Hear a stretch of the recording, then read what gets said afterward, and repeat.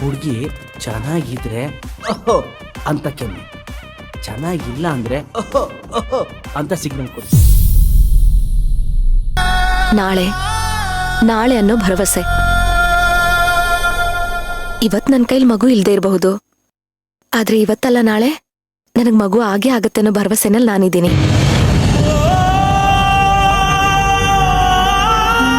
ಇಲ್ಲ ಅಕ್ಕ, ನಿಮಗ್ ನಿರಾಸೆ ಆಗ್ಬಾರ್ದು ಅಂತ ನಾವೆಲ್ಲ ಸೇರಿ ಕೊಟ್ಟಿರುವಂತ ಹುಸಿ ಭರವಸೆ ಅದು.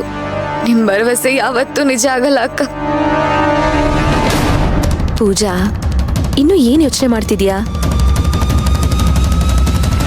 ನೋಡು, ದೇವ್ರು ಕಿತ್ಕೊಂಡಷ್ಟು ವೇಗವಾಗಿ ವರನೂ ಕೊಡ್ತಾನೆ. ನಾವು ತಾಳ್ಮೆಯಿಂದ ಕಾಯ್ಬೇಕಷ್ಟೆ. ಅಳ್ಬೇಡ, ನೀನ್ ಹೀಗೆ ಅಳ್ತಿದ್ರೆ ನಂಜಾಗತ್ತೆ. ನೋಡು, ನಾನು ದೇವ್ರ ನಾಮ ಹಾಕ್ತೀನಿ, ಕೇಳ್ತಾ ಇರು. ಮನ್ಸಿಗೆ ಸ್ವಲ್ಪ ಶಾಂತಿ ಸಿಗುತ್ತೆ. ನಿನಗ್ ಬಿಸಿ ಬಿಸಿಯಾಗಿ ಏನಾದ್ರೂ ತಿನ್ನಕ್ ಮಾಡ್ಕೊಂಡ್ ಬರ್ತೀನಿ. ಅಳ್ಬೇಡ.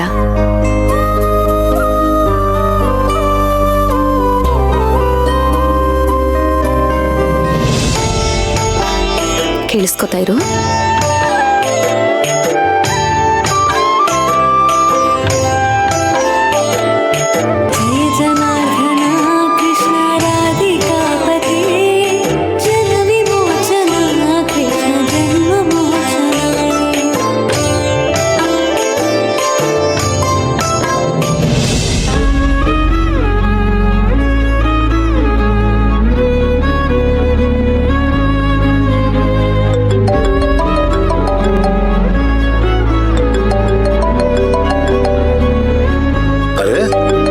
ಫೋನು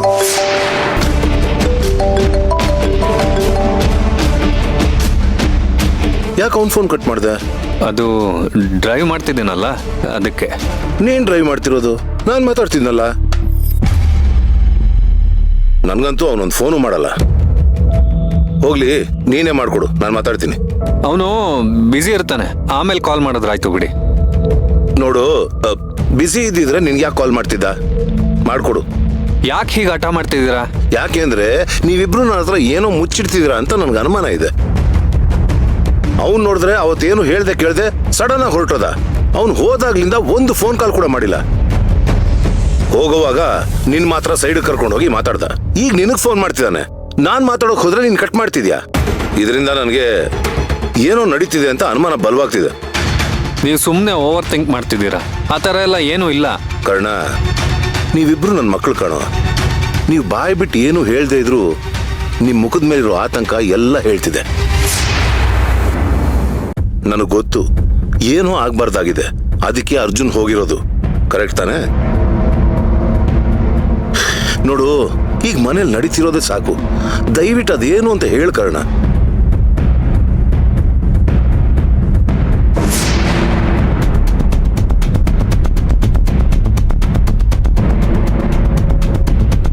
ಅಪ್ಪ, ಸೇವಂತಿ ಅದಕ್ಕೆ ಅಪ್ಪ ಅಮ್ಮಂಗೆ ಆಕ್ಸಿಡೆಂಟ್ ಆಗಿದೆಯಂತೆ. ಅದಕ್ಕೆ ಅರ್ಜುನ್ ಸಡನ್ ಆಗಿ ಹೋಗಿದ್ದು. ಯಾವಾಗಂತೆ? ಅವ್ರಿಗೆ ಹೇಗಿದ್ದಾರೆ? ಸಿವಿಯರ್ ಆಗಿ ಏಟ್ ಆಗಿದ್ಯಂತೆ, ಮೇಜರ್ ಆಪರೇಷನ್ ಇದೆಯಂತೆ.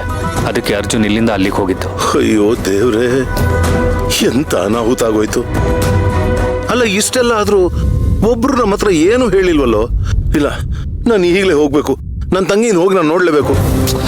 ಅಪ್ಪ ಬೇಡಪ್ಪ, ನಾವು ಹೊರಟ್ರೆ ಮನೇಲಿ ಎಲ್ರಿಗೂ ಅನುಮಾನ ಬರುತ್ತೆ. ಈಗ ತಾನೇ ಪೂಜಾಗ ಅವಾರ್ಷನ್ ಆಗಿ ಮಗುನ್ ಕಳ್ಕೊಂಡಿದ್ದಾಳೆ. ಮನೇಲೆಲ್ಲರೂ ನೋವಲ್ಲಿದ್ದಾರೆ. ಅದಕ್ಕೆ ಅದಕ್ಕೇನೆ ಕಾರಣ ಅನ್ಕೊಂಡು ತುಂಬಾ ಸಂಕಟ ಪಡ್ತಿದ್ದಾರೆ. ಈಗ ಅವ್ರ ಅಪ್ಪ ಅಮ್ಮನ್ಗೆ ಹೀಗಾಗಿದೆ ಅಂತ ಗೊತ್ತಾದ್ರೆ ಅವ್ರು ಇನ್ನೂ ನೋವಲ್ಲಿರ್ತಾರೆ.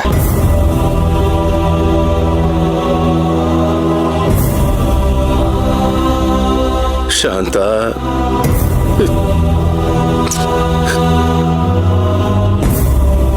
ಅವತ್ತು ಸೇವಂತಿ ಅದಕ್ಕೆ ಗೊತ್ತಾಗ್ಬಾರ್ದು ಅಂತಾನೆ ಅರ್ಜುನ್ ಯಾರಿಗೂ ಹೇಳ್ದೆ ಹೋಗಿತ್ತು. ನೀವು ಕೂಡ ಯಾರಿಗೂ ಹೇಳ್ಬಿಡಿ. ಯಾರಿಗೆ ಗೊತ್ತಾದ್ರೂ ಅಜ್ಜಿ ಮತ್ತೆ ಅದಕ್ಕೆ ಮಾತ್ರ ಗೊತ್ತಾಗ್ಬಾರ್ದು. ಅಲ್ಲ ಕಣೋ, ಇಂಥ ಟೈಮಲ್ಲಿ ನನ್ನ ತಂಗಿ ಜೊತೆ ನಾನು ಇರ್ಬೇಕಾಗಿತ್ತು. ಏನು ಮಾಡೋದಕ್ಕಾಗಲ್ಲ, ಎಲ್ಲ ಟೈಮ್ ಅಷ್ಟೇ. ಸಿಚುವೇಶನ್ ಆಗಿದೆ. ಅರ್ಜುನ್ ಅಲ್ಲಿ ಹೋಗಿದ್ದಾನಲ್ಲ, ಅವನ್ನೆಲ್ಲ ನಿಭಾಯಿಸ್ತಾನೆ. ನೀವು ಸ್ವಲ್ಪ ಧೈರ್ಯವಾಗಿರಿ.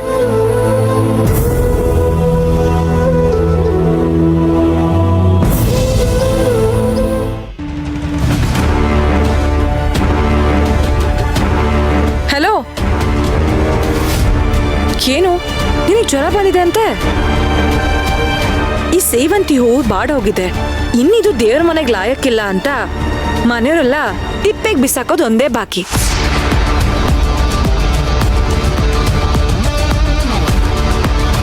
ಮನೇಲಿ ನಿನ್ಗೆ ಆಗ್ತಿರೋ ಅವಮಾನ ನೋಡಕ್ಕೆ ನನಗೆ ನೋಡಕ್ ಒಂಥರ ಆನಂದ ಕಣೆ. ಪಾಪ ಮೈಯೆಲ್ಲ ಸುಡ್ತಾ ಇರ್ಬೇಕಲ್ವಾ? ಈ ಜ್ವರ ಬರೋ ಬದಲು ಒಂದೇ ಸತಿ ಸಾವು ಬಂದಿದ್ರೆ ಚೆನ್ನಾಗಿರೋದು.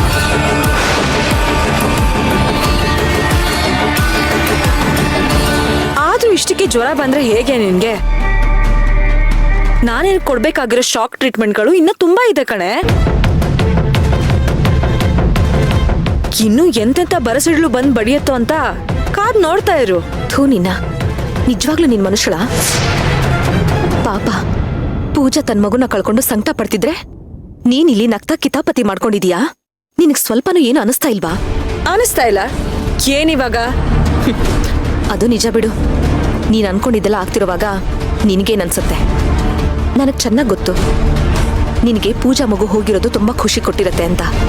ಅದಕ್ಕೆ ತಾನೆ ಅವತ್ತು ನಾನು ಪ್ರಿಯಾ ಪ್ರಿಯಾ ಅಂತ ಎಷ್ಟು ಕೂಗಿದ್ರು ಹೊರಗಡೆನೆ ಬರ್ಲಿಲ್ಲ. ಅಯ್ಯೋ ಹಾಗೇನಿಲ್ಲ. ನಾನ್ ಬೈಸ್ಕೊಳ್ಳಿ ಅಂತ ತಾನೆ ನೀನ್ ಮನೆಯವ್ರ ಮುಂದೆ ಅಷ್ಟೆಲ್ಲ ನಾಟಕ ಮಾಡಿದ್ದು. ಅಯ್ಯೋ ಹಾಗೇನಿಲ್ಲಪ್ಪ. ಆಕ್ಚುಲಿ ನನಗೆ ನೀನ್ ಕರ್ದಿದ್ದೆ ಕೇಳಿಸಿಲ್ಲ. ಅಪ್ಪಾ ಸಾಕ್, ಸುಮ್ನೆ ಇರೆ. ಪಾಪ ಪೂಜಾಗೆ ಹೀಗಾಗಿದೆ ಅನ್ನೋ ದುಃಖದಲ್ಲಿ ನಾನಿದ್ದೀನಿ. ಅದಕ್ಕೆ ನಾನು ನಿನ್ನ ಹತ್ರ ವಾದ ಮಾಡಕ್ ಬರ್ತಾ ಇಲ್ಲ. ಅಂದ ಮಾತ್ರಕ್ಕೆ ನನಗೇನು ಗೊತ್ತಿಲ್ಲ ಅಂತ ಅನ್ಕೋಬೇಡ. ನಿನ್ನ ಉದ್ದೇಶ ಸರಿ ಇಲ್ಲ, ನಿನ್ನ ಮನಸ್ಸು ಸರಿ ಇಲ್ಲ. ಯಾರು ಚೆನ್ನಾಗಿರೋದು ನಿನ್ಗಿಷ್ಟಾನೂ ಇಲ್ಲ, ಅದನ್ನ ನೋಡಿ ಸಹಿಸ್ಕೊಳ್ಳೋದು ಇಲ್ಲ. ನನ್ ಮೇಲಿರೋ ಕೋಪನ ಪಾಪ ಆ ಪೂಜನ್ ಮೇಲೆ ಕಿಡಿ ಕಾರ್ಬಿಟ್ಟಿಯಲ್ಲೇ. ಛೀ.